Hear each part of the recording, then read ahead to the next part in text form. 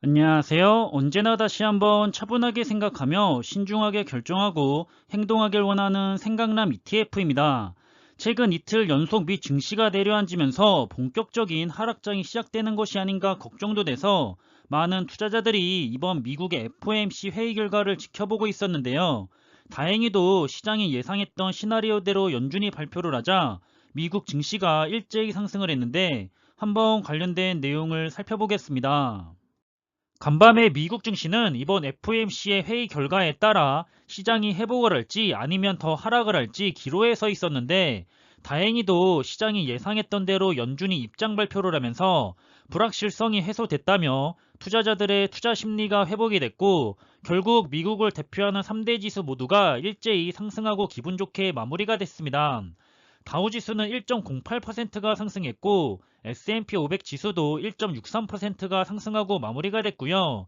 기술주 중심의 나스닥 지수는 이틀간 가장 큰 폭으로 하락하고 있었는데 이번에는 2.15%나 상승하면서 가장 큰 폭으로 상승하고 마무리가 됐습니다.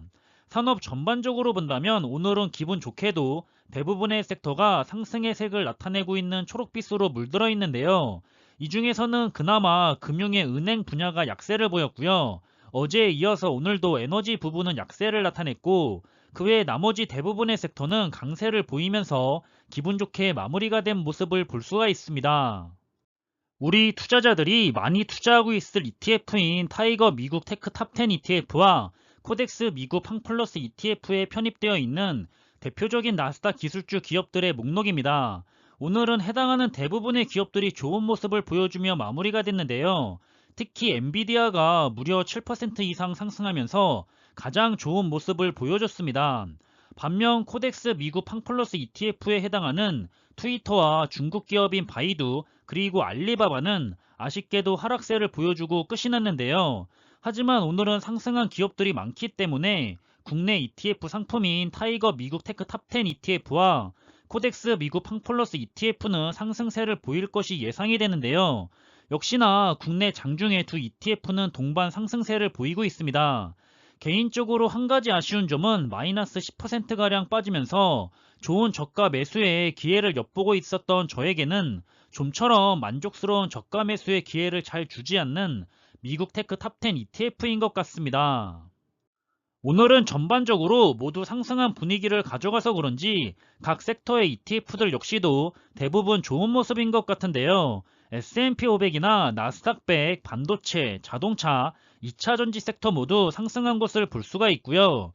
이 중에서는 국내 ETF인 코덱스 미국 반도체 MV ETF에 해당하는 반도체 부분의 SMH ETF가 4.14%가 상승하면서 같은 반도체 ETF 대비 조금은 더 좋은 모습을 보여줬습니다.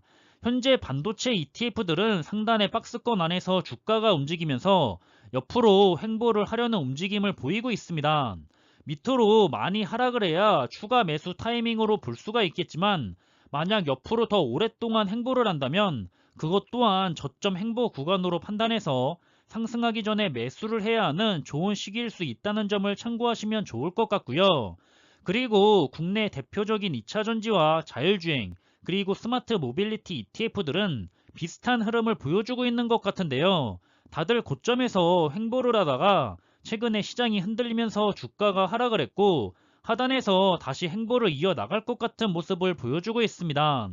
물론 계속 횡보나 추가 하락을 할지 반등해서 상승을 할지는 더 두고 봐야 하겠지만 2차 전지와 스마트 모빌리티 ETF는 아직도 마이너스 10%가량 빠져있기 때문에 추가 매수를 조금씩 진행해봐도 나쁘지 않을 것 같다는 느낌입니다.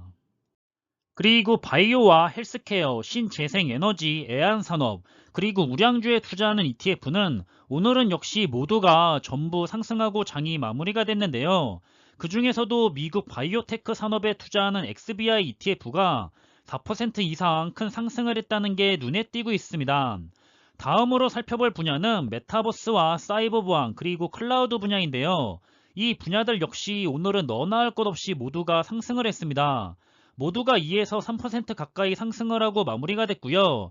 저는 메타버스도 그렇지만 4차 산업혁명에는 많은 데이터를 저장할 클라우드 산업과 그 많은 데이터의 보안을 지키기 위한 사이버 보안 분야 역시 굉장히 미래가 밝다고 생각하기 때문에 여기에 공감이 되고 관심이 있으신 분들은 함께 눈여겨봐도 좋을 분야라고 생각을 합니다.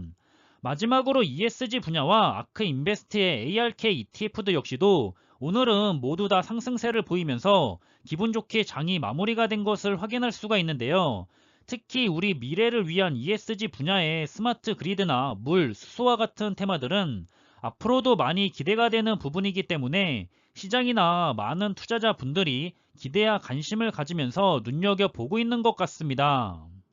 현지 시간으로 15일 미국 연준의 FOMC 회의 결과가 시장이 예상했던 방향으로 흘러가자 내년에 금리를 세 차례 올리겠다고 하는데도 불구하고 시장은 안도하면서 불확실성이 해소됐다며 안도의 상승 랠리가 펼쳐졌다는 분석입니다. 현재 인플레이션의 강한 압박 속에서 연준은 기존 6월쯤에 마무리하겠다던 테이퍼링의 일정을 3월로 앞당겨 마무리 지을 계획을 가지고 있고요.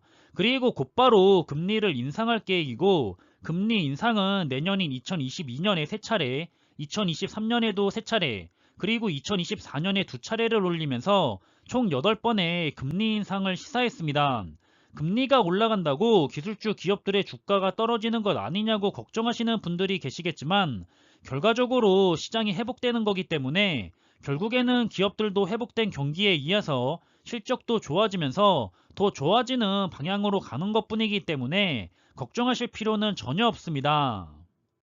그럼 끝으로 이번 영상의 내용을 간략하게 정리를 해본다면 12월 15일 미국장은 모처럼 대표 3대 지수를 비롯해서 대부분의 섹터가 상승 장세로 마무리가 됐습니다.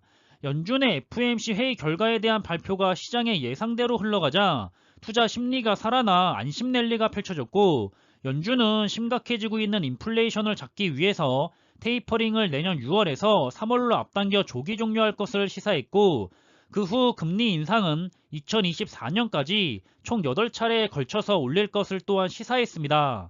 이대로 변동성 장세가 마무리돼서 다시 주식시장이 살아날지는 조금 더 두고 보는 것이 좋을 것 같고요.